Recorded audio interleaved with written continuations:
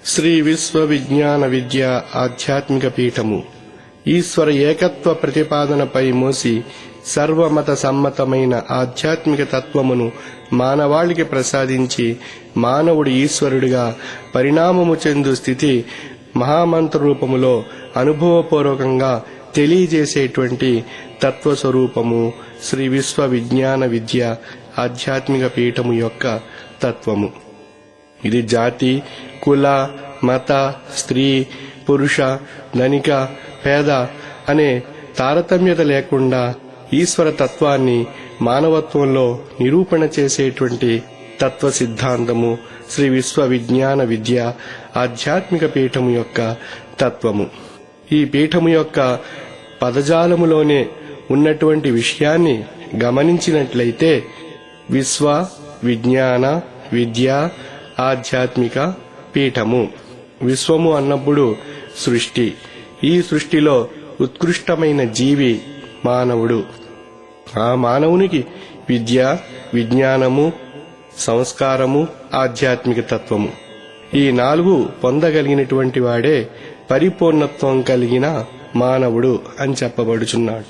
ఆ పరిపూర్ణత్వాన్ని సాధించాలి అన్నట్లయితే మానవ జన్మ ఆవిర్భావం ఏ విధంగా ఏర్పడింది అన్న విధానంలో ప్రశ్నించుకున్నప్పుడు తత్సృష్ట్వా తదేవాను ప్రాపిశతు అనేటువంటి సూక్తిని ఆధారంగా చేసుకుని ప్రశ్నించుకున్నప్పుడు ఏదైతే సృష్టింపబడిందో ఆ సృష్టింపబడిన మహాపదార్థములో ఆ శక్తి ప్రసరింపబడింది అనేటువంటి విషయం తెలియబడుతుంది. ఏది ప్రసరింపబడింది అన్నప్పుడు ఆ రసస్వరూపమైన శక్తి ఆ యొక్క పదార్థములో మిళితము కాబడి ఈశ్వర సన్నిభమైనటువంటి భగవంతుడు, ఈశ్వరుడు అనేటువంటి మహత్తరమైనటువంటి విషయాన్ని మానవాళికి తెలియజేస్తుంది. అటువంటి ఉత్కృష్టమైనటువంటి రసస్వరూపమైనటువంటి శక్తిని పొందడానికి మానవుడు తన యొక్క జీవన విధానంలో, తన యొక్క జీవన మనుగడలో ప్రయత్నము చేసే యోగికమైనటువంటి సాధనయే జ్ఞానము అని చెప్పబడుతుంది. ఆ జ్ఞానాన్ని పొంది తరించేటువంటి మార్గాన్ని అన్వేషించి ఆ యొక్క సద్గురువులను తరించి తద్వారా తాను పొందినటువంటి జ్ఞాన యౌగికమైన సాధన చేత తనలో ఉన్నటువంటి ఈశ్వరత్వాన్ని తరించగలిగినప్పుడు మానవత్వంలో ఈశ్వరత్వం అనేటువంటి విషయం తనకు తెలియబడుతుంది. అది ఏ విధంగా ఉంది అని ప్రశ్నించుకున్నప్పుడు అది విద్య, విజ్ఞానము, సంస్కారము, ఆధ్యాత్మిక తత్వము చేత ఆ యొక్క మానవునికి తెలియబడేటువంటి అవకాశం ఉంది. మరి విద్య చేత విజ్ఞానము, విజ్ఞానము చేత సంస్కారము, సంస్కారము చేత ఆధ్యాత్మిక తత్వము ఇవి ఒకదానికొకటి అనుసంధానింపబడి తద్వారా తనలో ఉండేటువంటి జ్ఞానాన్ని ప్రకాశింపజేసి తనలో ఉండేటువంటి ఈశ్వరత్వాన్ని తెలియజేసేటువంటి యౌగికమైనటువంటి సాధన ఆధ్యాత్మిక తత్వము.